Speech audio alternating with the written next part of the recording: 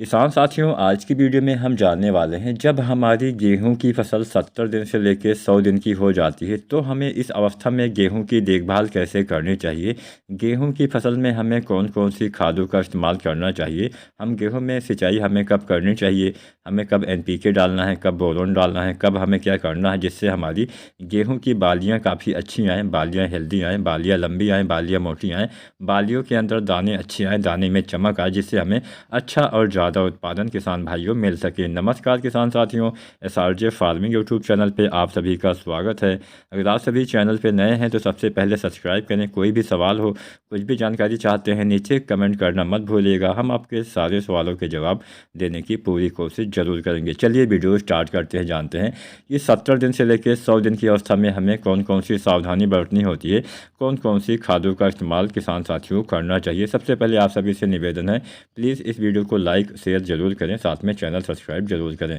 तो 70 दिन की जब हमारी गेहूं की फसल हो जाती है तो इस अवस्था में हमें सबसे पहला काम करना होता है, गेहूं की फसल में तीसरा पानी लगाना होता है। किसान साथियों, जैसे गेहूं में अच्छी पैदावार लेने के लिए अच्छी किस्म का होना जरूरी है, जैसे समय से बुआई करना जरूरी है, जैसे समय से खादों का इस्तेमाल करना जरूरी है, उसी तरह से समय से सिंचाई करना भी अति आवश्यक होता है। बिना पानी के कोई भी फसल आपको अच्छा उत्पादन नहीं दे पाएगी। तो इसलिए गेहूं की फसल में अगर आप चाहते हैं अच्छा और बेहतरीन उत्पादन आपको मिल सके तो आपको सिंचाई भी समय समय पे करते रहना चाहिए। पहला पानी 21 से 25 दिन पे, अगर आपने देर से बुआई की है तो 25 से 30 दिन पे, दूसरा पानी 40 से 45 या फिर 50 दिन पे, और तीसरा पानी मान के चलिए 70 दिन के आसपास आपको देना होता है। इसके बाद में हमारी बालियाँ भी निकलना चालू हो जाती हैं। इस अवस्था में आपकी फसल को सबसे ज़्यादा मात्रा में पानी की आवश्यकता पड़ती है। तो जब से आप तीसरा पानी लगाएं उसके बाद में समय समय पर आपको विशेष ध्यान देना है पानी के ऊपर। आपको खेत में पर्याप्त मात्रा में नमी बना के रखना है, तभी आपकी अच्छी बालियाँ निकलेंगी, तभी आपको अच्छा उत्पादन मिल पाएगा।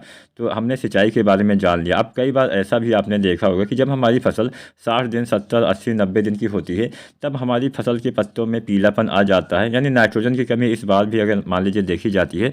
तो नाइट्रोजन की पूर्ति कैसे करनी है, सबसे पहले हम यही जान लेते हैं। किसान साथियों, नाइट्रोजन की पूर्ति के लिए यहाँ पे आपको मिट्टी में तो यूरिया डालना नहीं होता है, क्योंकि यूरिया की अंतिम मात्रा आपको 50 से 55 दिन के अंदर ही 40 से 45 kg डाल देना होता है। उसके बाद में हम कोई भी खाद मिट्टी में नहीं डालते हैं, हम सभी का फोलियर स्प्रे ही करते हैं। तो यहाँ पे बाई चांस अगर आपके खेत में नाइट्रोजन की कमी दिखती है, पत्तों में पीलापन दिखता है, तो पीलापन दूर करने के लिए आप 1 से 2 kg दानेदार यूरिया का आप स्प्रे कर सकते हैं, छिड़काव कर सकते हैं। साथ में आप चाहें तो जिंक भी डाल सकते हैं, जिससे और अच्छा लाभ मिलेगा। तो जो जिंक आता है 33% वाला, इसकी लगभग 700 ग्राम मात्रा, या फिर 21% वाले जिंक की लगभग 1 kg मात्रा, या फिर 12% वाले जिंक की लगभग 140 से 150 ग्राम मात्रा प्रति एकड़ के हिसाब से आपको यूरिया 1 से 2 kg के साथ मिला के प्रयोग कर लेना है। यानी इन तीनों में से कोई एक जिंक लेना है, साथ में 1 से 2 kg यूरिया आपको लेना होता है। इसके बाद में जब बालियाँ निकलने वाली होती हैं उससे पहले गबोड़ अवस्था में आपको NPK 05234 का इस्तेमाल करना होता है, जिससे बालियों का विकास सही ढंग से हो पाता है।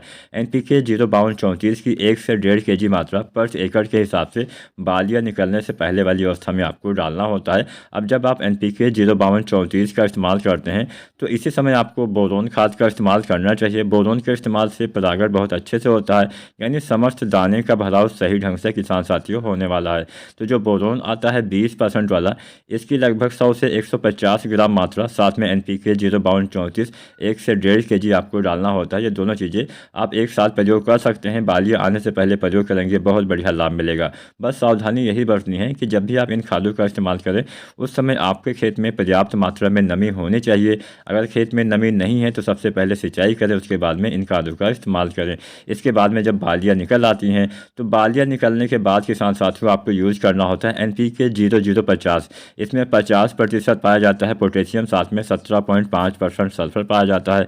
इसके इस्तेमाल से बालियों का भराव सही से हो पाता है, दाने में चमक आता है, दाने का वजन बढ़ता है, दाने की मोटाई बढ़ती है।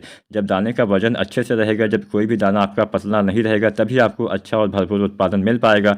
तो इसलिए आपको NPK 0050 का इस्तेमाल बालियाँ निकलने के बाद करना होता है। इसकी भी आपको 1 से 1.5 kg मात्रा डालनी होती है। इतनी मात्रा 1 एकड़ खेत के लिए किसान भाई पर्याप्त होती है। जब भी आप इन खादों का इस्तेमाल करें, खेत में नमी आवश्यक होती है। तो अगर आप ऐसा करते हैं तो आप गेहूं में ज़्यादा उत्पादन ले पाएंगे। वीडियो पसंद आई हो लाइक शेयर करें, चैनल को सब्सक्राइब जरूर करें।